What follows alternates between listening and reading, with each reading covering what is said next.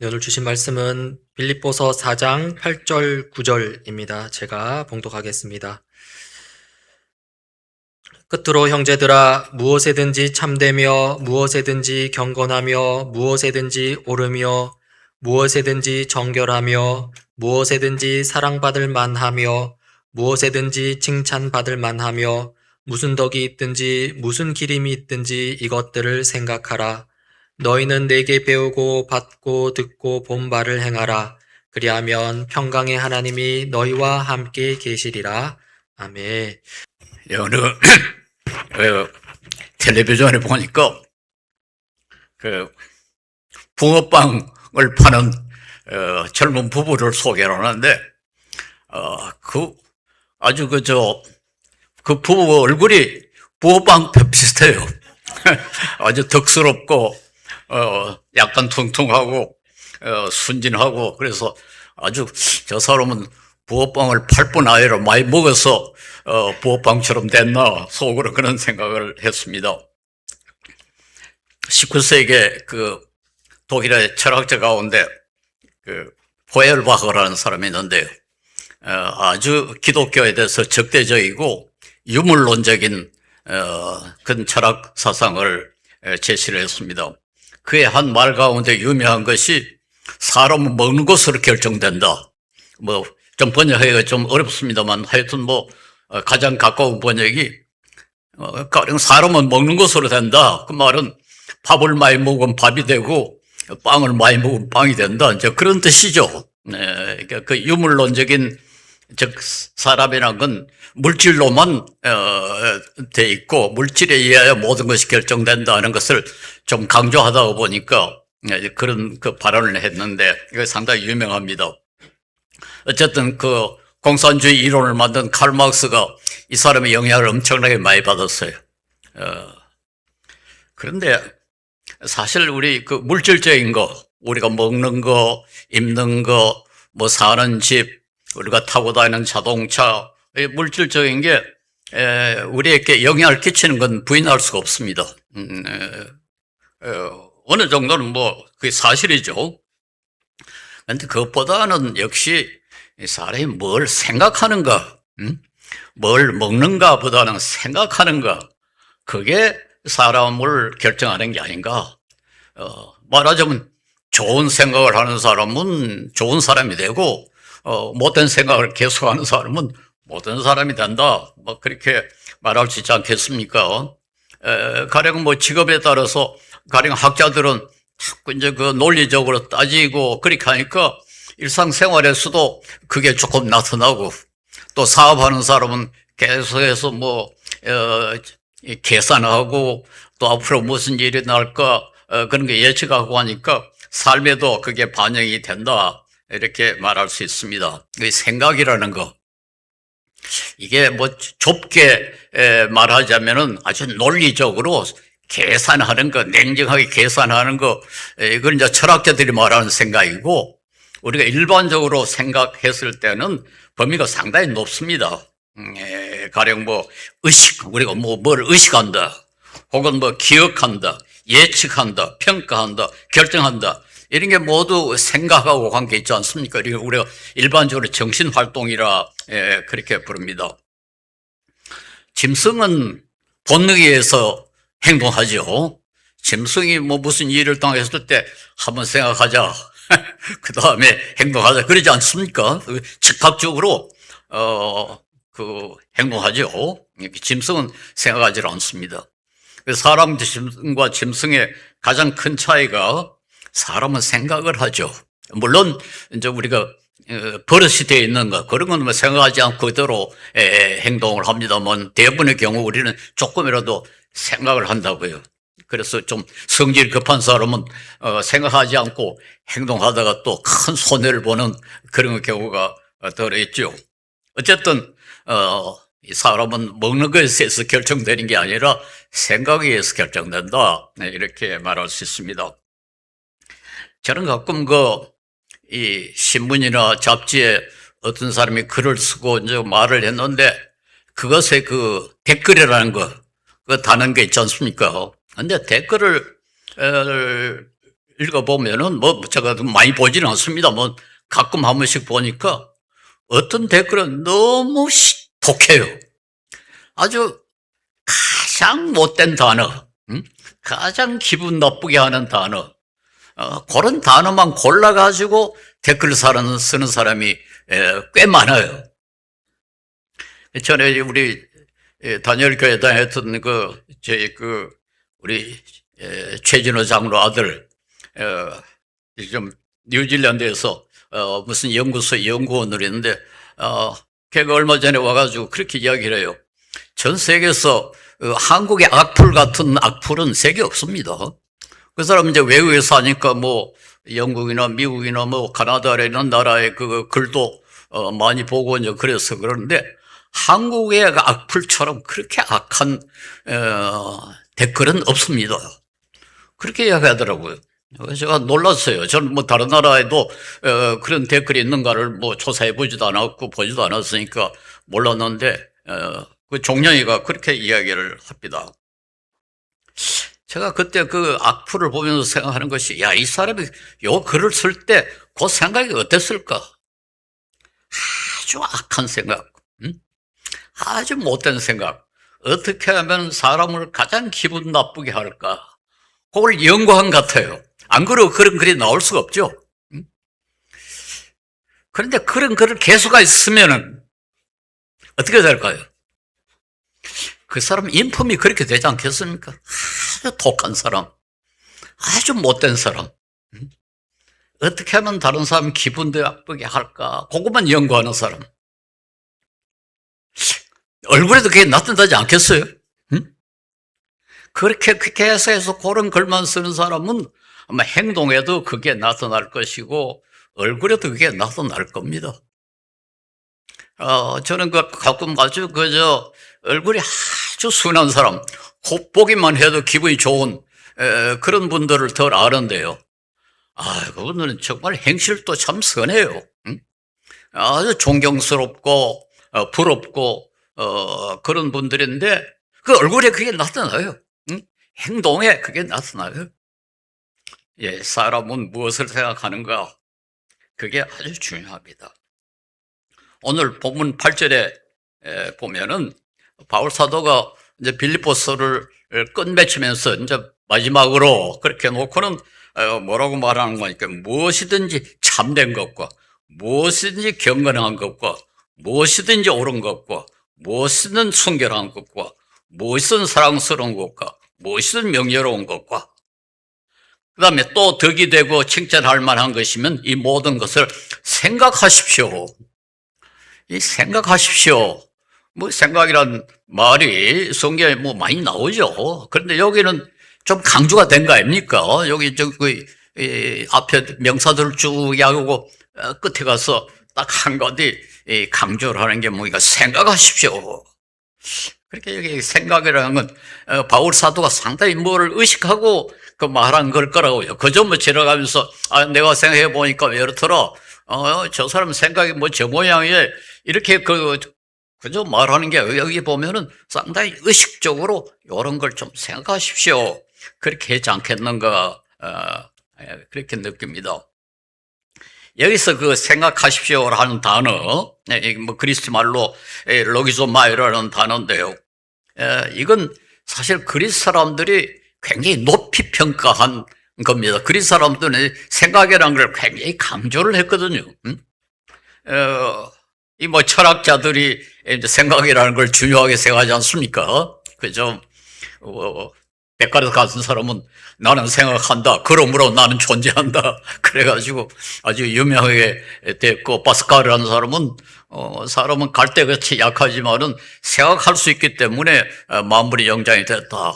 생각이라는 걸 철학자들이 아주 중요시 하는데, 그게 이제 그리스 사람들이 제일 강조한 거거든요. 그리스 사람들은 물론 우리처럼 이렇게 일반적으로 생각이라는 말을 사용하게 됐지만, 특별히 여기 사용하는 이 단어는 아주 논리적으로, 수학적으로, 이렇게 객관적으로, 냉정하게 계산하는 것, 이걸 아주 중요하게 그렇게 생각합니다. 그래서 바울 사도가 왜 끝에 그 단어를 여기다 사용했을까? 그리고 또 무엇을 생각하라는 내용도 여기 보면은 뭐 옳은 것, 순결한 것, 사랑스러운 것, 명예로운 것, 덕이 되는 것, 이건 모두 이 성경적인 미덕이 아니에요. 이게 고대 그리스인들, 소위 우리가 흔히 헬레니즘이라고 말한 그 문화가 강조하던 단어들입니다. 그런 덕목들이에요. 그러니까 이제 우리가 생각할 때, 아니, 바울 사도가 여기는 갑자기 와서 그리스 사람들이 그리스 문화가 중요하게 생각하던 덕목들을 그리스 사람들이 중요하게 생각하라. 이렇게 했을까? 그러니까 이 구절이 좀 특이한 구절이에요. 성경에서 좀 특이한 구절입니다. 물론 이제 빌립보는 여러분이 아시겠습니다. 사도행전을 보면은 바울 사도가 이제 먼저 소아시아 지금의 터키 지역에서 선교하다가 처음으로 본래의 그리스 지역 넘어갔거든요. 그때 환상을 봤지 않습니까? 이리 와서 오라 해가지고 환상을 봐서 그 건너간 것이 빌립보예요. 그러니까 말하자면 그리스 본령에 세운 첫째 교회가 빌립보 교회입니다. 그러니까 이건 말하자면 그때는 뭐 지금의 터키도 다 소아시아 지역도 다 그리스 문화권에 있었습니다만 그리스 가운데 그리스 말하자면 그게 이제 그 아가야 지역과 마게도니아 두 지역을 옛날에는 이제 그 그리스의 본령이었는데 거기에 첫 번에 세운 교회가 빌립보 교회고 또 빌립보 교회에 대해서 바울 사도가 아주 특별히 애착을 가진 것으로 되어 있습니다. 그뿐만 아니라 모든 교회들 가운데 빌립보 교회만큼 바울을 중요하게 생각했던 교회가 없어요. 그래가지고 바울이 로마에 갇혔을 때 빌립보 교회만 에바브로티도라는 사자를 보내가지고 바울 사도를 돌보게 했습니다. 그러니까 이 빌립보 교회는 말하자면 바울 사도와 빌립보 교회는 아주 특별한 관계에 있는 그런 교회였어요. 그런데 그 교회가 빌립보 그리스 지역에 있었기 때문인지 바울 사도는 구태여 그 그리스인들이 중요하게 하는 덕목들을 쭉 나열하면서 그리스 사람들이 중요하게 하는 생각하라. 그런 단어를 여기다 썼다. 그래서 이 구절이 조금 신약 성경에 좀 독특한 구절이다. 이렇게 말할 수 있습니다. 제가 이제 이 구절을 우리가 생각해야 하는 이유는 뭔가 하니까 이 그리스 문화는 히브리 문화하고 다르지 않습니까? 근데 바울 사도는 유대인이란 말이에요. 그리고 히브리 문화에 아주 정통하고 거기에 깊이 쳐져 있고 그러니까 성경적인 것과 그리스 문화가 전혀 다른데 바울 사도 후퇴야 그 히브리적인 아닌 유대적이 아닌 그리스 쪽에 덕목들을 나열하면서 그리스 사람들이 강조하는 생각하라는 단어를 쓴 것이 오늘 우리에게도 참고가 되지 않겠는가. 왜냐하면 우리도 지금 히브리 전통에 있는 사람들 아니에요. 우리는 유교, 불교, 뭐 요새 세속 문화 이런 것이 다 겹쳐져서 지금 한국인들의 생각을 주장하고 가치를 주장하거든요. 그러니까 오늘 우리에게도 좀 도움이 되지 않겠는가. 그래서 오늘 이 구절을 좀 생각해 보려고 합니다. 생각하십시오 했으니까 생각하겠습니다. 예, 신학자들이 이 단어에 대해서 상당히 관심을 가졌어요. 왜냐하니까 바울 사도는 한편으로는 구약 성경 또 히브리적인 유대적인 그 사고방식에 깊이 젖어 있고 그걸 잘 아는 사람이었고 더군다나 뭐 하나님의 뜻을 잘 아는 사람이었는데 그는 또 동시에 다소라는 도시에서 태어나고 거기서 자랐어요. 그 다소라는 도시는 그때 지중해 연안에 대학이 한 서너 개밖에 없었는데 그중에 대학이 다소에 있었답니다. 그러니까 말하자면 그리스 문화에 아주 뭐랄까 뭐 깊이 영향을 받은 그런 지역이었어요. 그러니까 그가 거기서 태어나고 거기서 자랐으면은 그리스 문화도 잘 알았을 것이다. 그리고 그게 차이가 난다 하는 것도 잘 알았을 것이다. 그러므로 그가 여기에 대해서 여기에 그리스 사람들이 중요하는 덕목들을 쭉 나열하고 그리스 사람들이 이렇게 강조하는 생각하라는 단어를 쓴 것은 아주 의도적으로 그저 물론 뭐 모든 성경 구절이 적당히 쓴 건 아닙니다만 이건 상당히 좀 독특하게 바울 사도가 생각해서 이 구절을 쓴 것이 아닌가 그렇게 생각합니다.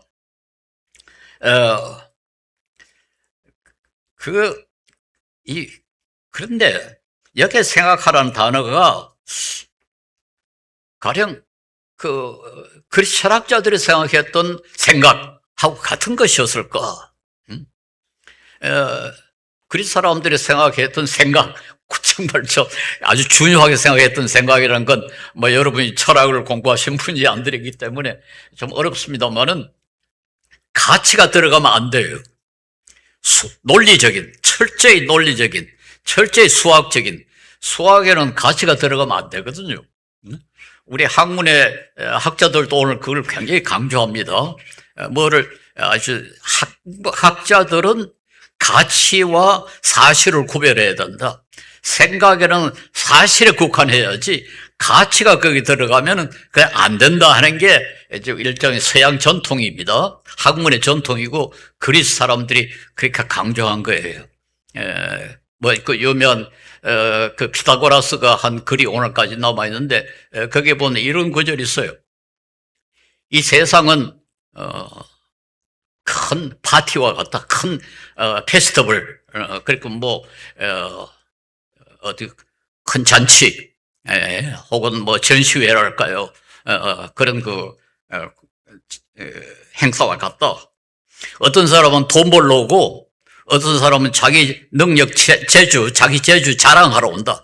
그러나 학자들은 거기 피타고라스는 가장 고상한 사람들이라고 그랬어요. 가장 고상한 사람들은 구경하러 온다 그랬어요.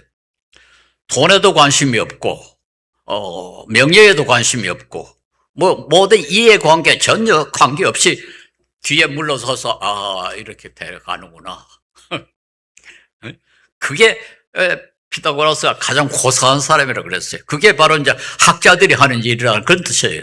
그 시대는 학자라는 게 철학자니까 철학자들은 돈이 생길까, 명예가 생길까, 나한테 이익이 될까, 따위 그건 생각이 아니에요. 그건 아주 타락한 사람들이 하는 거고, 진짜 생각하는 사람은 단순히, 이렇구나. 그걸 관찰하는. 그래서 거기서 영어 단에 theory라는 말이 나왔습니다. theory라는 말은 이론이라는 뜻 아닙니까? 그런데 헬라 말로 theory라는 말에 그 언어가 본다는 뜻이에요. 본다는 거예요. 이렇게 구경한다는 거예요. 이해관계 없이 멀찌감치 써가지고 구경한다, 본다, 관망한다. 그런 단어예요. 거기서 theory라는 말이 나왔습니다. 그러니까 바울 사도가 이런 덕목들을 또 이야기하면서 그것들을 생각하라 했을 때 그 생각은 틀림없이 그리스 철학자들이 말하는 그런 생각은 아니었을 것이다. 그래서 우리 학자들은 모두 이건 그리스 사람들이 철학자들이 강조하는 그런 생각이 아니고 이건 히브리적인 생각이다. 히브리적인 생각이라는 말은 뭔가 하니까 묵상하고 중요하게 생각하고 거기에다 가치도 두고 심지어는 순종까지 행동까지 하는 것이라야 이게 진정한 히브리적인 생각이다. 그렇게 이해를 합니다. 그러니까 바울 사도가 여기 이런 덕목들을 쭉 얘기하면서 생각하라는 말은 항상 마음속에 이걸 머리에 둬라. 묵상하고 관심을 두고 머리에 두고 그 다음에 그걸 실천하려고 애를 쓰고 그것이 얼마나 중요한가 하는 것을 생각하라. 이렇게 우리가 여기서 반응하고 어려울 것은 우리 그리스도인들은 생각이 좀 고상해야 된다. 이 평소에 앉아가지고 늘 어떻게 하면 돈 벌까? 어떻게 하면 명예를 얻을까? 어떻게 하면 내가 다른 사람보다 떠날까? 그것만 매일 생각하면은 그건 좀 천덕스러운 일. 좀 바울사도가 여기 말하는 그런 것이 아니겠죠. 바울사도는 뭘 생각하려는 게 참된 거. 참된 게 뭐냐? 뭐가 올바르냐? 뭐가 고상하냐? 그런 걸 생각하라. 근데 그걸 항상 묵상하라. 묵상할 뿐 아니라 높이 평가해라. 높이 평가할 뿐 아니라 실천해라. 이런 것을 얘기했을 것이다. 그래서 신학자들이 예를 드는데 같은 단어를 고린도전서 13장에도 사용해서 고린도전서 13장도 우리가 잘 알지 않습니까? 사랑을 가르치는 제가 사랑의 찬송가라고 그러는데 그 5절에 보면은 이런 구절이 있어요. 무례히 행치 아니하며 사랑은 무례히 행치 아니하며 자기의 유익을 구치 아니하며 성내지 아니하며 악한 것을 생각하지 아니하며 이게 개역 개정에는 그렇게 번역이 되는데 새 번역에는 이걸 조금 원한을 품지 아니하며 이렇게 번역을 해버렸어요. 그건 해석입니다. 사실은 원어에 충실하려면은 개역 개정대로 악한 것을 생각하지 아니하며, 그러니까 악한 마음. 아까 내가 댓글 이야기했습니다만, 어떻게 하면 저 사람에게 가장 기분 나쁘게 해롭게 말할까? 그런 것만 늘 생각하면은 이건 그런 사람이 되겠죠. 이제 그리스도인은 그렇게 하지 마라. 빌립보 교인들은 그렇게 하지 마라. 악한 것을 생각하지 아니한다. 악한 건 아예 마음에 생각도 하지 말아야 돼. 전에 한번 예를 들었습니다만, 셰익스피어의 오텔로라는 아주 유명한 그 비극이 있는데요. 거기 보면은 오텔로 장군과 결혼한 데스데모나라고 귀족집, 이제 그 딸이 있는데, 이 남편도 오텔로가 오해를 해가지고 이제 자기 부인이 다른 남자에게 관심을 쓴다. 그러면서, 뭐라고 자기 부인을 창녀라고, 그렇게 그랬어요. 그런데 그 데스데모나 그 부인이 자기 몸종을 보고 뭐라고 말하니까 내가 우리 남편이 그거라고 말한 그거냐? 이렇게 질문을 해요. 응? 창녀란 말을 입에 넣으면은 그 자체가 명예에 어긋난다. 그렇게 창녀란 말을 안 쓰려고 어떤 단어를 쓰는 거 하니까 내가 우리 남편이 내가 그런 사람이라고 말한 그런 사람이냐. 그렇게 질문하는 내용이 나와요. 고상한 사람은 더러운 말을 입에 대지도 않는다. 그 말은 머리에 생각도 하지 아니한다. 그 말 아니겠어요? 그래서 사랑은 악한 것을 생각하지 아니하며.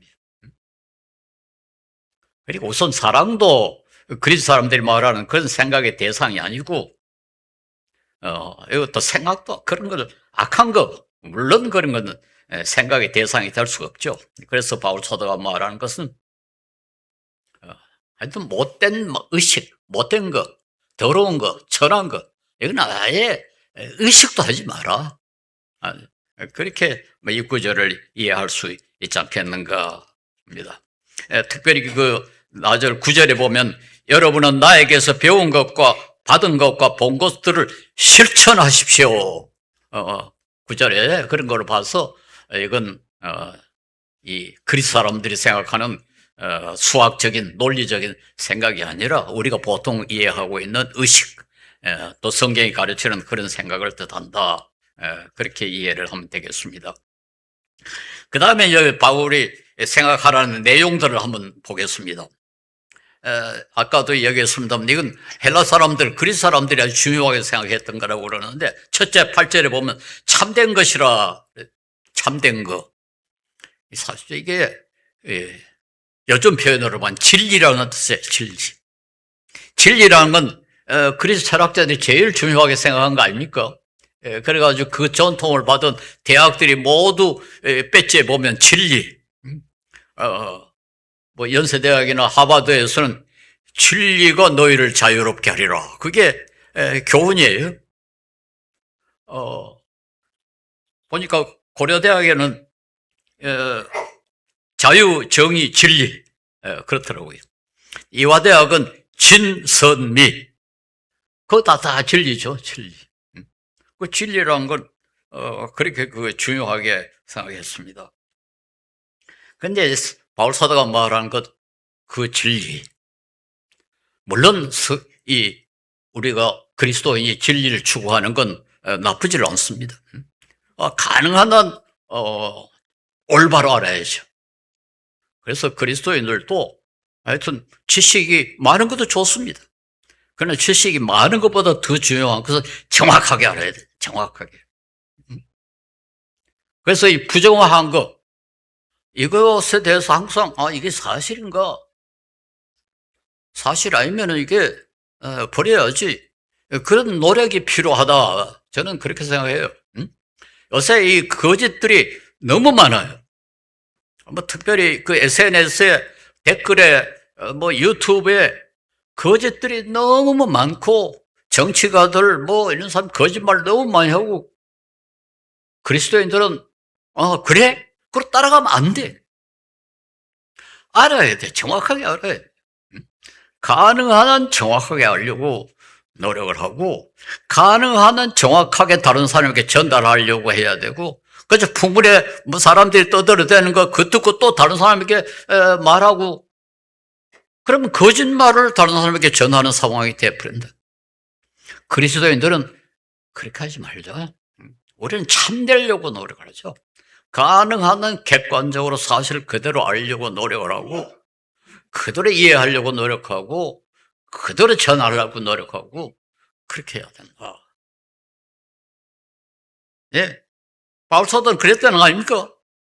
내가 나에게 보고 내가 실천한 걸 따르라고 그랬지 않습니까? 참된 거. 우리는 이 참되다는 것에 대해서 좀 관심을 써야 됩니다. 요한복음 17장 17절에 진리로 그들을 거룩하게 하여 주십시오. 아버지의 말씀은 진리입니다. 진리입니다. 사실에 근거한 말씀입니다. 그저 만들어낸 게 아니고 가짜가 아니고 진짜다. 진짜다. 우리 그리스도인들은 그렇게 해야 되지 않겠습니까? 고린도전서 13장 6절에 사랑은 불의를 기뻐하지 아니하면 진리와 함께 기뻐합니다. 진리와 함께 기뻐해요. 그래서 우리가 그리스도인들은 편견 없이 가능한 한 편견 없이 가능한 한 사실에 있는 그대로 가능한 한 정확하게 그리고 정직하게 그렇게 말하고 행동하고 듣고 해석해야 사람들이 믿을 수가 있지 않습니까? 그리스도인들은 믿음을 받아야 되거든요. 우리가 어떻게 왜 하나님을 믿고 예수님을 믿습니까? 진리이기 때문에 사실에 근거하기 때문에 그렇게 믿는 거거든요. 그래서 우리가 이 믿음 올바로 우리 믿음의 복음을 올바로 전하려면 우리도 믿음을 얻어야 돼요. 사람들이 예수 믿는 사람들이 그렇게 말했다. 그럼 사실인가 보다. 그래야 전도가 되지 않겠어요? 그런데 자꾸 거짓말만 하고 요즘 이거 확증 편향이란 말 들어봤죠? 이건 가령 보수 측의 유튜버들 그것 이렇게 듣고는 그게 사실인가 보다. 그래 그다음부터는 그거와 의견이 다른 건 아예 보지도 않고 듣지도 않고 그렇지 않아요. 이렇다. 계속해서 자기 보수적인 그 주장만 자꾸 이제 더 보고 더 강해지고 그래가지고 완전히 판단이 일그러져서 도무지 그 사람 말을 믿을 수가 없는 상황이 되어버린다. 이거 진보도 마찬가지입니다. 그래서 우리 그리스도인들은 어쨌든 그게 사실이냐 정확하냐 그게 좀 관심을 써요. 이게 바로 참된 것 그걸 추구하라는 거 아닙니까? 그 다음에 경건한 것이라고 번역이 되어 있는 건 경건하다는 말은 기독교적인 표현이고 그리스 사람들이 생각하는 고상한 거라고 그럽니다. 고상한 거. 행동 거지가 고결해서 사람들이 우러러 볼 수 있는 그리스도인은 고상해져야 된다. 천덕스럽고 비겁하고 그렇게 해서는 안 된다. 제가 이제 우리 손녀가 오랜만에 와서, 오랜만에 손녀하고 좀 이야기를 했습니다. 근데, 야, 절대로 비겁하지 마라. 응? 절대로 비겁하지 마라. 응? 천덕스럽게 굴지 마라. 사람이 봤을 때, 아이고, 뭐 사람이 저 모양이냐? 그 왜 그럴까요? 생각도 천덕스럽고, 행동도 천덕스럽고. 그럼 뭐가 고상합니까? 자기 이익 너무 지나치게 챙기지 않고, 또 사실대로 살려고 노력을 하고, 다른 사람의 권리 존중하고, 자기 욕심, 지나치게 챙기지 말고. 그렇게 그래야 고생해지는 거죠. 조그마한 이익 챙기기 위해서 거짓말하고, 약한 사람 압제하고, 그런 거 다 비겁한 거 아닙니까? 비겁. 그리스도인들은 호상해라. 모든 사람이 봤을 때, 야, 역시 예수 믿는 사람이 다르구나. 사람이 좀 고상한 사람이거든. 응? 그 다음에는 옳은 것이라고 되어 있는데, 옳은 것이라는 말은 정의롭다는 뜻입니다. 응? 정의롭다. 그리스도인들이, 그 고대 그리스 사람들이 제일 강조한 4대 미덕이 있는데요. 4가지 아주 그 중요한 미덕이 있는데, 지혜, 정의, 용기, 절제, 이 4가지를 그리스 사람들이 아주 중요하게 생각했습니다. 정의, 우리 성경도 굉장히 강조하잖아요. 성경은 진리만 강조하는 게 아니죠. 정의를 엄청나게 강조하죠. 의란 말이, 전에도 말씀드렸습니다만, 정의란 말과 원어가 같습니다. 정의로. 의로운 사람이더라. 그건 정의로운 사람이더라. 정의로운 사람은 자기 이익을 위해서 불리한 위치에 있는 사람 착취하지 않는 게 정의죠. 공정하게. 나쁜 사람은 나쁘다 그러고, 착한 사람은 착하다 그러고, 요만큼 착하면 요만큼 착하다 그러고, 요만큼 악하면 요만큼 악하다고 말해야지, 자기하고 친한 사람은 요만큼 악한데도 불구하고 요만큼밖에 악하지 않다 그러고, 자기가 미워하는 사람은 이렇게 훌륭한데도 불구하고 요만큼밖에 훌륭하지 않다. 그건 정의롭지 못하죠.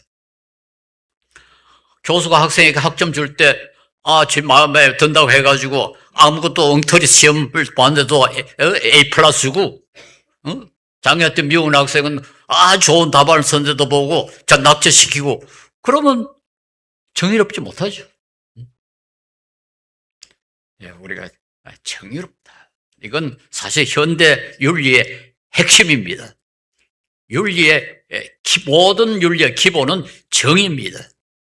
진리도 사실은 정의가 정의 위에 기초해야 그게 진정한 진리라 그렇게 말할 수 있습니다. 그리고 우리는 특별히 민주사회에서는 투표할 때도 다른 거 물론 다 고려를 해야 됩니다만 가장 중요하게 취급해야 되는 건 그 사람이 정의로우냐, 그 사람이 공정하냐.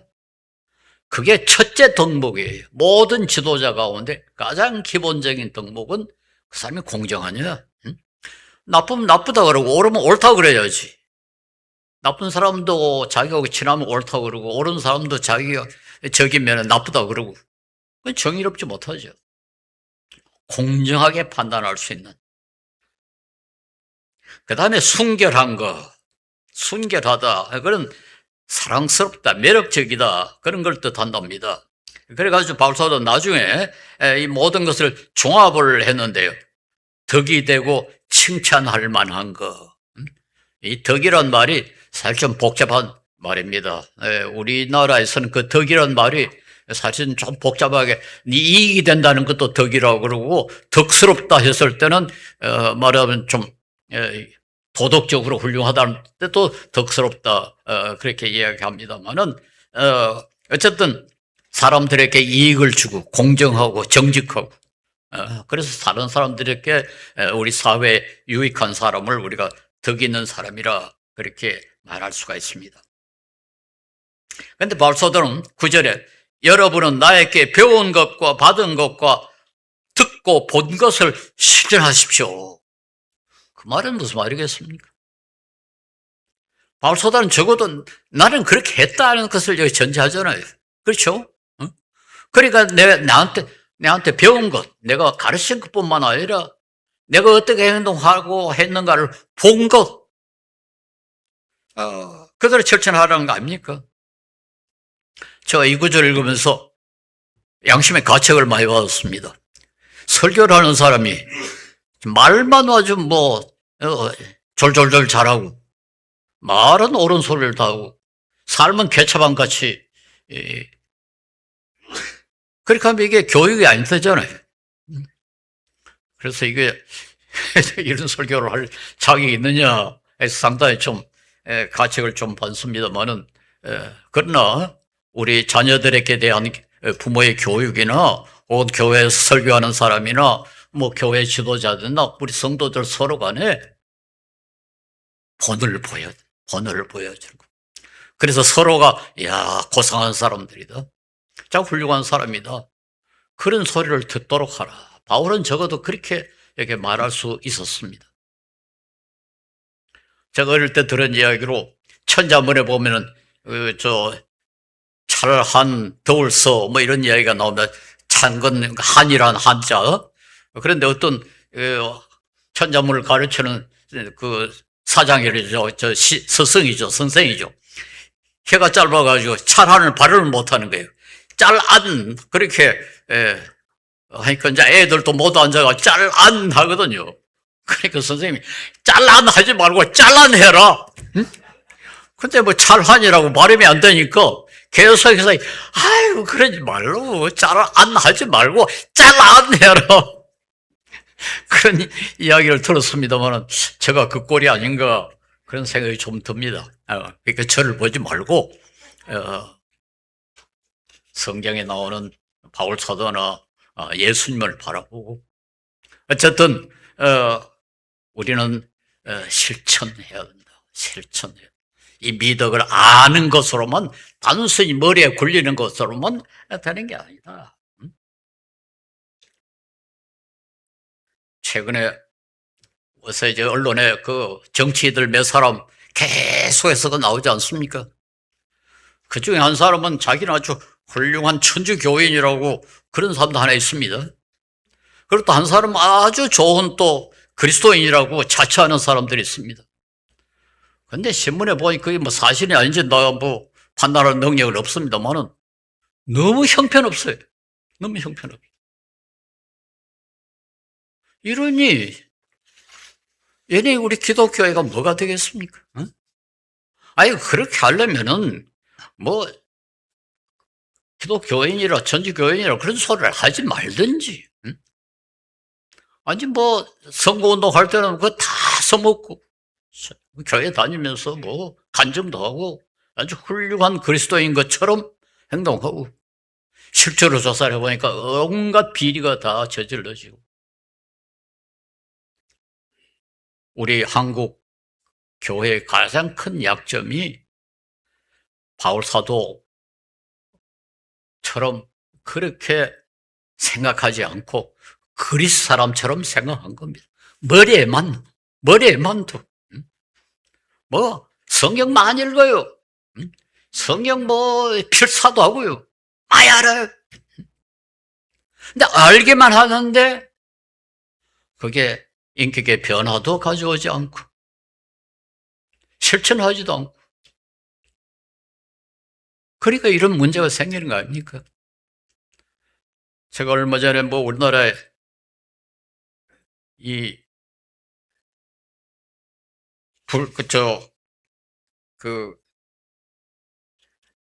죄송합니다. 우리나라 보험 사기에 대해서 제가 말씀을 드렸습니다만 좀 더 알아보니까 일본에는 교통사고가 나면 그 때문에 입원하는 사람이 9%래요.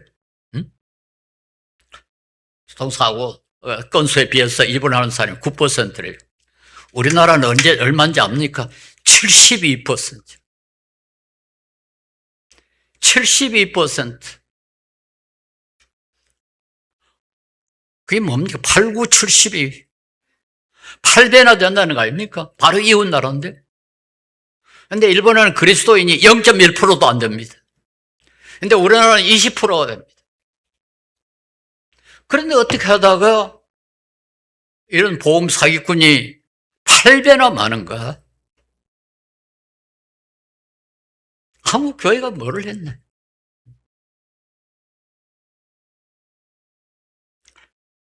이건 전에도 말씀드렸습니다. 보험 사기는 온 국민을 상대로 도둑질하는 거거든요. 그 돈을 누가 물어냅니까? 1년에 보험 사기로 없어지는 돈이 피해액이 1조 1천억이라고 합니다. 1조 1천억. 그 1조나 되는 돈이 엉뚱한 데 가버렸는데 왜 보험회사는 안 망합니까? 우리가 다 대신 내주기 때문에 그렇죠. 온 국민이 지금 도둑을 맞고 있거든요. 그런데 기독교인이 일본에 뭐 200배나 되겠죠. 0.1%도 안 되는데 비해서 20%를 넘는. 이런 교회는 이게 뭐 근본적으로 문제가 있습니다. 근본적으로. 그런데 바울사도가 여기에 추천한 미덕들, 이런 건 모든 사람들이 중요하다고 생각합니다. 그리고 모든 사람이 이를 지키는 사람을 존경합니다. 왜 존경할까요? 왜 그 사람들이 고상하다고 그럴까요? 자기에게 이익이 되니까. 이걸 잘 지키는 사람이 많으면 많을수록 다른 사람들이 덕을 보지 않습니까? 그래서 이게 사랑이라고 그럽니다. 이런 걸 사랑이라고. 예수님이 왜 십계명을 사랑이라고 요약을 했습니까? 살인하지 않고 간음하지 않고 도둑질하고 거짓말하지 않으면 어떻게 됩니까? 우리 사회가 다 좋아지죠. 모든 사람이 이익을 보잖아요. 사랑이라는 건 감정적으로 뭐 좋아하는 게 아니고 사람께 이익을 줘야 그게 사랑이죠. 응? 다른 사람이 개를 끼치는 건 무슨 사랑이라 할 수 있습니까? 간단합니다. 내가 손해를 보더라도 이익을 끼치는 거. 그게 바로 예수님의 사랑 아닙니까? 응? 예수님이 우리 모두의 구원을 위해서 자기는 희생을 당한 거거든요. 이익을 끼치는 거예요.